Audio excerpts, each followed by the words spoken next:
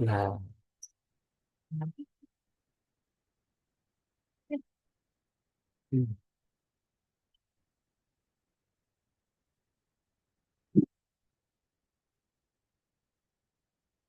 Assalamualaikum warahmatullahi wabarakatuh. Alhamdulillah, nahmaduhu wa nasta'inuhu wa nastaghfiruh. Wa na'udzu billahi min shururi anfusina wa min sayyi'ati a'malina.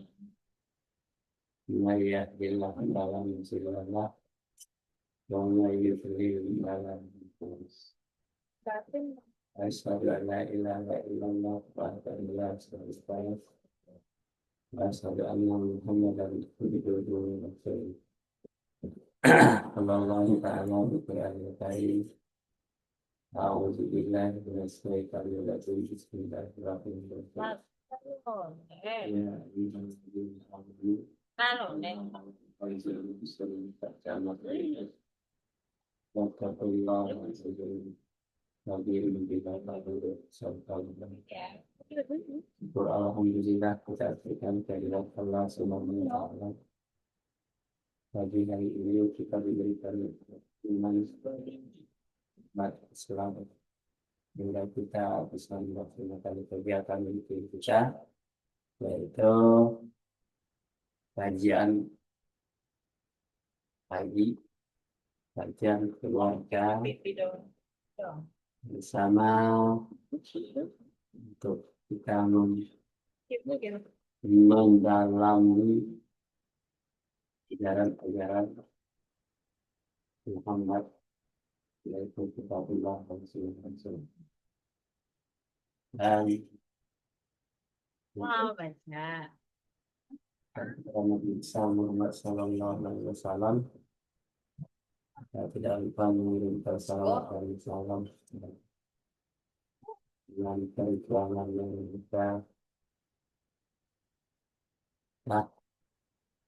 kita bisa mengikuti ajaran-ajarannya dengan istiqomah sampai akhir.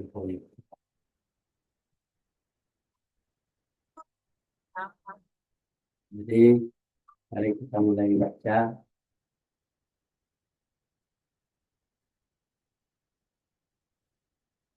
Ya, silakan dibaca tuh. Aku. Ya. Barang siapa yang Nabi bersabda, barang siapa yang tambah ilmunya, cara ia tidak apa ya? Tidak bertambah Dia bertambah zuhud, maka ia tidak bertambah dari Allah kecuali agak jauh. Barang siapa bintang-bintang itu adalah keselamatan bagi penghuni langit atau malaikat. Apabila kita beda itu berjatuhan, maka ketetapan Allah bencana atau bencana menimpa penghuni langit. Terus keluarga rumahku adalah keselamatan bagi umatku. Apabila keluarga rumahku lenyap, maka ketetapan Allah atau bencana akan menimpa umatku.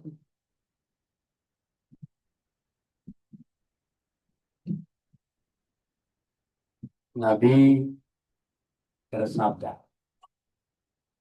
barang siapa yang bertambah ilmunya, kalau kita belajar menambah ilmu kita, sementara ia tidak menambah zuhud, jadi ilmu itu tidak berbekas, ya. Makin banyak ilmu tapi tidak ada berbakat, tidak zuhud, tidak bertambah zuhud, maka ia maka bertambah dari Allah tidak pula bertambah dari Allah kecuali eh, tambah jauh. Jadi orang yang hanya mempelajari ilmu saja tapi tidak zuhud. Nah, zuhud itu artinya tidak mengembangkan ilmu itu sendiri dalam keluarganya. Pergi sendiri mengaji sudah itu di rumah dan tidak pulang lagi, tidak sampaikan kepada keluarga kita, maka kita akan jauh, ya jauh dari Allah. Kenapa? Yang disalahkan siapa? Kita udah ngaji udah bener, tetapi di rumah kita tidak ulang lagi, tidak pelajari lagi, ya makin jauh. Kenapa? Ilmu itu hanya nambah-nambah doang. Nah, bintang-bintang itu adalah keselamatan bagi penghuni langit. Nah, bintang-bintang atau malaikat. Bintang-bintang itu keselamatan bagi penghuni langit. Apabila bintang-bintang itu berjatuhan, maka ketetapan Allah atau bencana akan menimpa penghuni langit. Ini sama dengan kita.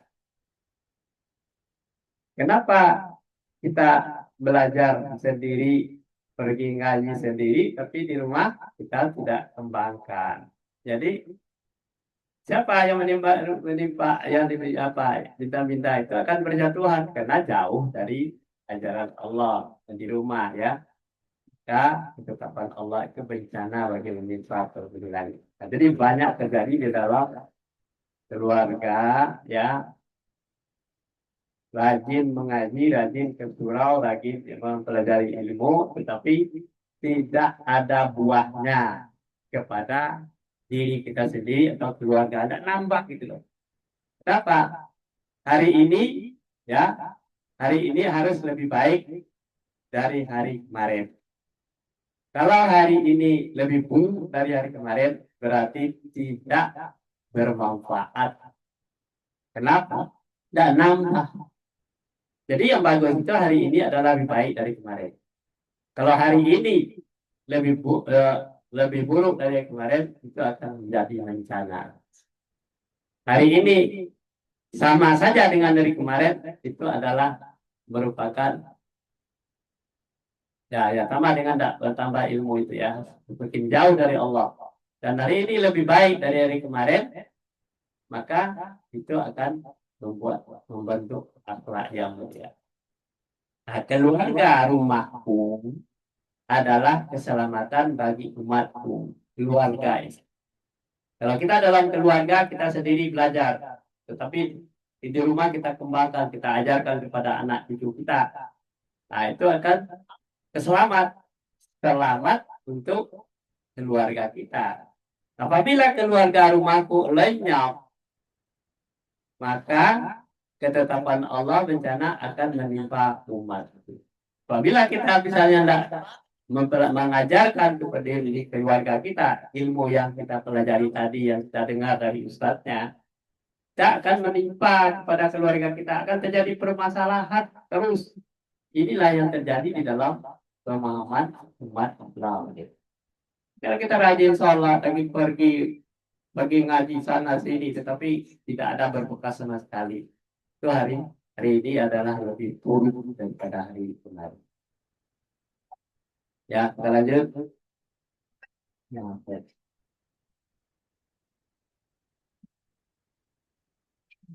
Aku adalah keselamatan bagi sahabatku apabila aku mati, maka bencana akan menimpa sahabatku. Gunung itu adalah keselamatan bagi penduduk dunia apabila gunung-gunung itu lenyap, maka bencana akan menimpa penduduk dunia. Ya. Jadi penjelasan itu aku adalah dibawakan kepada diri kita ya. Aku itu saya Ya, habis ngaji dong. adalah keselamatan bagi sahabatku. Nah, kita punya sahabat nih. Sekarang Nah, kita sudah punya ilmu nih, punya sahabatku. Apabila aku mati, ya jadi sahabat, maka bencana akan menimpa sahabatku. Kenapa? Kita sudah dapat ilmunya, tetapi tidak disampaikan kepada sahabat kita. Nah, jadi kalau Nabi, dia dapat wahyu dari Allah, Kemudian dia sampaikan kepada sahabat-sahabatnya. Sahabat-sahabatnya itu menyampaikan kepada keluarganya. Ini yang benar.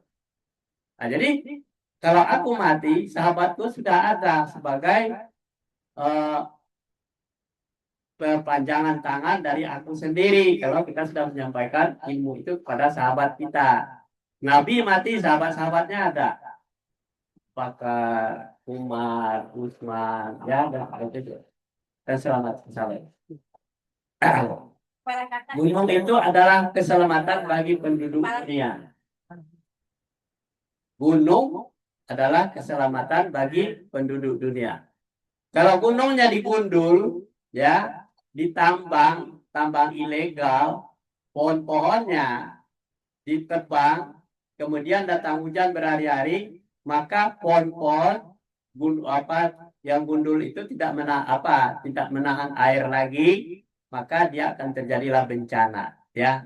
Tidak keselamatan dunia terjadi di Indonesia, terutama di Sumatera, ya, di Sumatera Barat, Sumatera Tengah, dan Sumatera Utara, dan daerah-daerah yang lain yang rawan gempa, yang rawan longsor.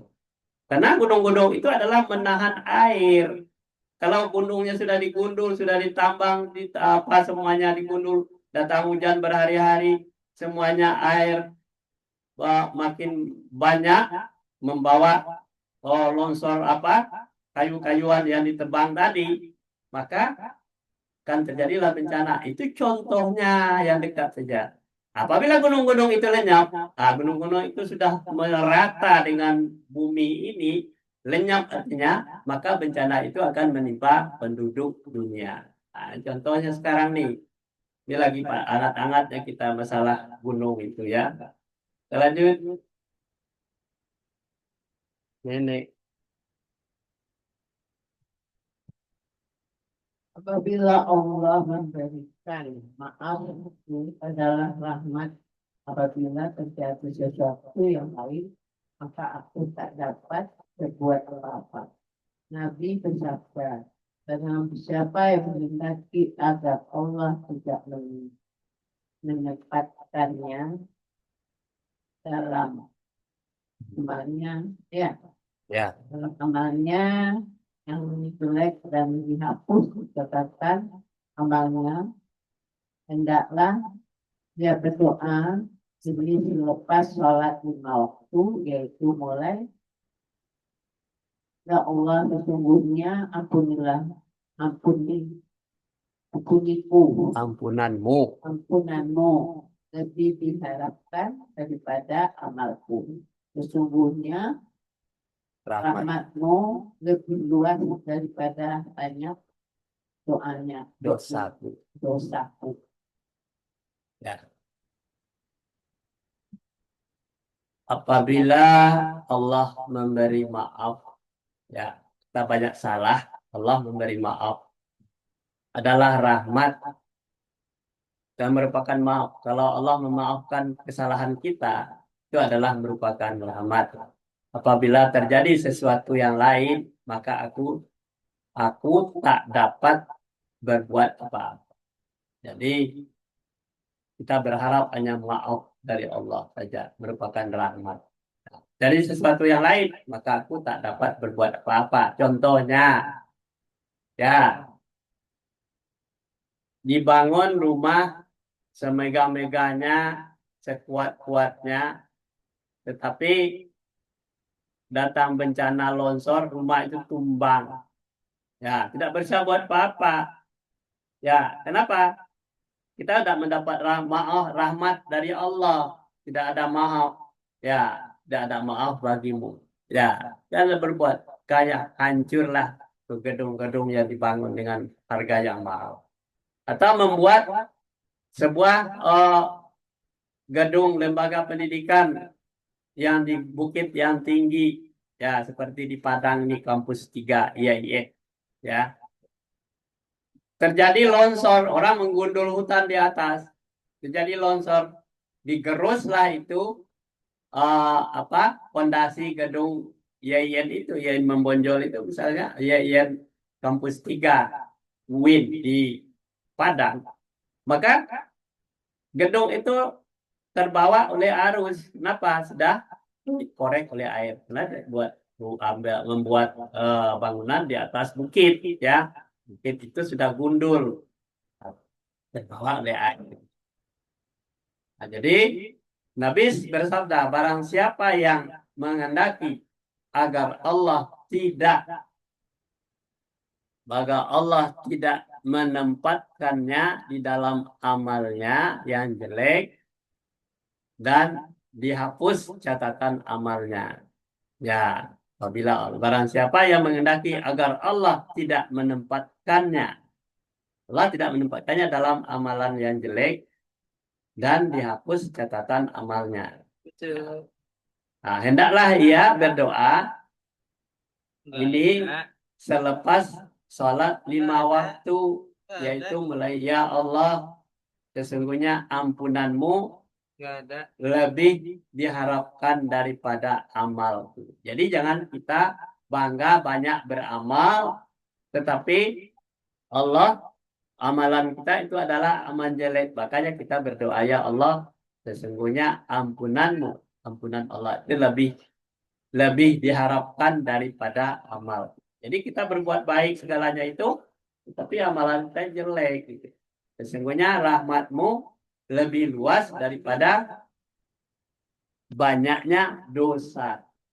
Jadi rahmat Allah itu lebih luas daripada dosa. Kita banyak dosa. Tapi kalau kita diberikan rahmat oleh Allah, dosa kita akan dihapus. Lanjut. Nah, kita lagi nah. Abangnya ada. Silakan. Cam. Baca. Cam. Cam nih. Ini Cam nih. Aduh. Mana Cam nih? Masih merem kek. Hah? Masih Nah. merem. Lagi ngantuk. Ya, kebanyakan tidur. Baca. Baca nggak? Enggak. Ngantuk dia.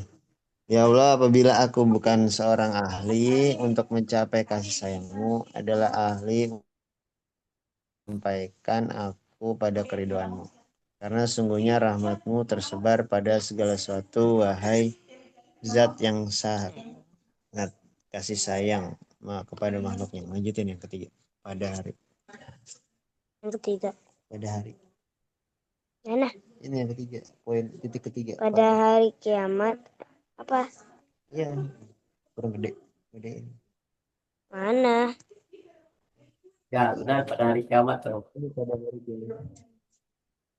Pada hari kiamat, kelak akan disediakan timbangan amal. Ahli sholat dihadirkan, kemudian diberikan kepada mereka pahalanya, kemudian ahli puasa dan diserahkan pahalanya kepada mereka. Kemudian orang-orang yang terkena musibah tetapi tanpa timbangan amal dan bukan catatan amal berlaku bagi mereka. 133. Ya, Tiga-tiganya. jadi 33. yang dibaca oleh ayah Bang Hatim dan Bang Hatim tadi ya. Ya Allah, apabila aku bukan seorang ahli. Jadi kita jangan ngaku cepat. Apabila aku bukan seorang ahli untuk mencapai kasih sayangmu, adalah ahli itu untuk mencapai aku pada keridaan. Nah, jadi, walaupun kita ahli, jangan bangga dengan ahli kita dulu. Tapi berdasarkan keridaan Allah lah yang diharapkan. Kita ahli kitab, tetapi nggak diridai oleh Allah. Ini jadi keahlian itu tidak ada nilainya sama sekali. Karena sesungguhnya rahmatmu tersebar di segala sesuatu wazat yang kasih sayang. Jadi di segala sesuatu yang kita lakukan dalam perbuatan yang baik, maka kita menolong orang ataupun bersedekah atau kita puasa atau segalanya. Ya adalah sesungguhnya rahmatmu itu terbesar dari segala sesuatu apa yang kita lakukan dengan kasih sayangnya kepada makhluknya. Itu sayangnya Allah. Pada hari kiamat, kelak akan disediakan timbangan amal. Ya, hari kiamat nih. Sepertinya terjadinya tsunami seperti dengan itu ya. Seperti tsunami, orang banjir, bandang segalanya. Ya kan? Pada sudah kiamat bagi dia. Pada hari kiamat, kelak akan disediakan timbangan amal. Ahli salat, kita salat rajin.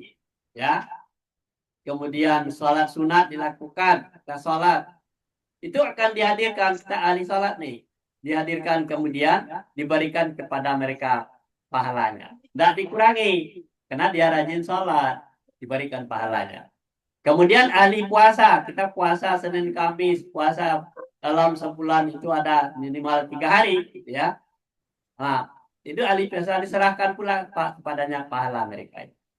Jadi tidak ada dikurangi oleh Allah. Kemudian orang-orang yang terkena musibah. Ini orang-orang yang kena musibah seperti kena banjir bandang misalnya kan, longsor, tanah longsor di kecelakaan di jalan ya, dengan tujuan dia dengan niat karena Allah dia berangkatnya, dia tidak tahu akan terjadi musibah seperti yang terjadi sekarang di Sumatera ya. Itu tanpa timbangan amal dan bukan catatan amal berlaku bagi mereka.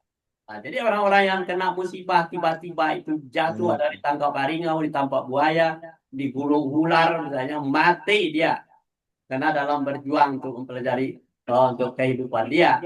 Dia tidak amal puasa dan apanya, puasa dan sholatnya itu tidak diperhitungkan lagi tanpa timbangan amal, maka catatan amalnya berlaku untuk mereka. Catatan amal itu tidak berlaku untuk mereka. Bukan catatan amalnya yang berlaku lagi, tapi adalah karena dia sudah kena. Ya. Nah, jadi pemahaman ini yang perlu penting bagi kita. Jadi segala sesuatu amalannya itu tersebar di mana-mana. Makanya oleh sebab itu setiap kita bangun tidur kita harus bersegera minta ampun kepada Allah, minta maaf. Ya. Kemudian selalu bersalawat pada Nabi. Kemudian membaca tahmid ya, kemudian bersalawat, dan itu adalah merupakan sebuah kebiasaan yang terbaik. Nah, jadi orang-orang mudah-mudahan saja orang-orang yang tertimpa musibah matinya mati syahid. Jadi tidak ditanya lagi sholatmu bagaimana, puasamu, tidak ada kembangan bagi dia. Ya, tetapi ya akan tambah amalnya itu. Berapa amal yang bisa kerjakan? Tidak ada catatan amal. Ya langsung mungkin termasuk di golongan baptisan. Apalagi Bang Hanan? Aku. Ya. Mereka diberi pahala tanpa hisap, sehingga orang-orang yang selamat mengharapkan agar termasuk di dalam golongan mereka, karena banyak peroleh pahala dari Allah. 134. Sebagian ulama ahli hikmah mengatakan bahwa anak cucu Adam akan hadapi 4 perapas, yaitu malaikat Israel akan merampas nyawanya, ahli waris akan merampas hartanya, ulat akan merampas tubuhnya. Ya, jadi ada 4 kerampasan ya.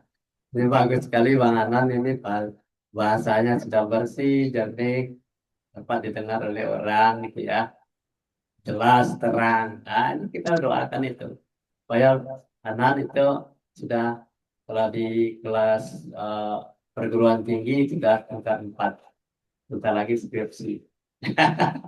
Umroh lainnya. Ya, jadi mereka diberi pahala tanpa hisab. Siapa yang diberi pahala? Tapi orang yang tadi yang tidak dihitung lagi pahala sholatnya, tidak dihitung lagi puasanya tadi, yaitu orang yang kena musibah tadi. Mereka itu diberikan pahala tanpa hisab, tidak dihitung-hitung lagi. Dengan orang-orang yang selamat mengharap agar termasuk golongan orang-orang mereka. Banyak orang yang berharap seperti itu. Jangan puasa saya lagi dihitung ya Allah. Jangan pahala sholat saya lagi dihitung. Saya berharap sama dengan orang-orang yang ditimpa musibah. Karena banyak memperoleh pahala dari Allah. Pahalanya banyak. Nah, sebagian ulama ahli hikmah mengatakan bahwa anak cucu Adam akan Adam akan hadapi 4 perampas ya. Ada perampas nanti kalau sudah mati itu ya. Apabila ya itu malaikat Israel akan merampas nyawanya. Jadi kita pasti ketemu dengan malaikat Israel. Kalau nyawa kita sudah cabut ya, cabut malaikat Israel merampas nyawa kita. Ahli waris akan merampas harta kita. Berapa harta kekayaan kita yang tertinggal? Ahli waris yang si mati tidak membawa apa-apa. Kemudian di dalam kubur ulat akan merampas tubuhnya. Ya, orang yang mempunyai hak yang dirampas haknya akan merampas pahala amalnya. Nah, dan apabila tidak ada dosanya dosa tersebut akan ditambahkan kepada orang-orang yang menzalimi. Jadi orang yang mempunyai hak dirampas haknya, bisa dalam ketika hidup dia punya lahan yang luas, kemudian dirampas haknya, ya kan, oleh oligarki, ya, akan merampas pula pahala amalnya bila ada, ya kan. Dan bila tidak ada, dosa orang yang tersebut akan ditambahkan kepada orang yang pernah menzalimi. Jadi banyak terjadi di Indonesia. Ada 10 perusahaan yang banyak merugikan bangsa Indonesia, yaitu menanam sawit tanpa peduli terhadap hak orang lain di mana dia tambah apa. Nah, seperti tidak usah jauh-jauh yang di sekitar kita di Jakarta saja ada FIT 1, FIT 2 memperluas areal atau apanya rampasannya. Nah, dan itu orang-orang yang haknya dirampas itu menjadi perkara ya, tanah orang diambilkan, dihancurkan, dialihkan aliran airnya sehingga dia tidak bisa menanam lagi. Itu sudah merampas haknya. Ya, dia ketika hidup dia dirampas. Akan pahala amalnya orang yang merampas itu diambil nanti bila ada. Kalau tidak ada, dosa orang tersebut akan ditambahkan kepada orang-orang yang menzalimi itu. Ya, karena dia menzalimi orang, di dosa-dosa orang yang menzalimi ditambahin. Ya, terus udah ya. Kamu terakhir deh, baca tuh. Ya. Orang yang mempunyai hak yang dirampas haknya akan merampas pahala amalnya bila ada, dan bila tidak ada, orang tersebut akan ditambahkan kepada orang yang pernah menzaliminya. Sebagian ulama ahli hikmah mengatakan bahwa barang siapa yang sibuk mengikuti kehendak hawa nafsunya, pasti dia akan senang mendekati perempuan. Barang siapa yang sibuk mengumpulkan harta, maka yang haram pun pasti akan diambil. Nggak kelihatan ya? Barang siapa suka berbuat baik, pasti ia mudah bergaul. Barang siapa yang sibuk dengan urusan ibadah, maka ia pasti mencari ilmu. Ya. Jadi seperti yang tadi itu ya, ada 4 perampasan tadi ya, orang yang mempunyai hak orang lain dirampas. Nah, akan merampas pula pahala amalnya. Kalau dia banyak berbuat baik, pahalanya jika ada. Nah, kalau tidak ada, dosanya tersebut kan ditambahkan kepada orang yang menzalimi. Dosa orang yang ditambahkan dosa kepada orang menzalimi. Nah, sebagian ulama ahli hikmah mengatakan barang siapa yang sibuk mengikuti kehendak hawa nafsunya, pasti dia akan senang pada mendekati perempuan. Ini nafsu aja, jadi banyak di Indonesia dan seperti itu ya dimanapun berada. Kemudian barang siapa yang sibuk mengumpulkan harta, siang malam mengumpulkan harta, maka yang haram pun pasti akan diambil. Jadi mengumpulkan harta anda tahu koduri halal dan haram kan diambil. Barang siapa yang suka berbuat baik, dia suka berbuat baik, pasti ia mudah bergaul. Kalau kita banyak berbuat baik, mudah bergaul. Barang siapa yang sibuk dengan urusan ibadah, maka pasti ia mencari ilmu. Nah, itu aja ciri-cirinya. Kita sibuk dengan urusan dunia, ya. Kita mengikuti hawa nafsu kita pada buat. Barang siapa yang sibuk mengumpulkan harta, pasti dia akan mengambil yang haram juga. Barang siapa yang suka berbuat baik, pasti ia mudah bergaul dengan siapa saja. Apakah dengan orang kafir atau dengan siapa ya, mudah bergaul. Barang siapa yang sibuk dengan urusan ibadah, maka ia pasti mencari ilmu. Dia urus ilmunya. Jadi tidak ada putus-putusnya mencari ilmu itu. Walaupun sudah pensiun, tetap aja mencari ilmu supaya untuk kita maunya beribadah lebih banyak. Bukan satu saja, banyak macam yang ditawarkan oleh Allah agar kita selamat dari azab kubur dan siksa. Sampai di sini dulu kajian kita pagi hari ini. Wabillahi taufiq wal hidayah. Assalamualaikum warahmatullahi wabarakatuh.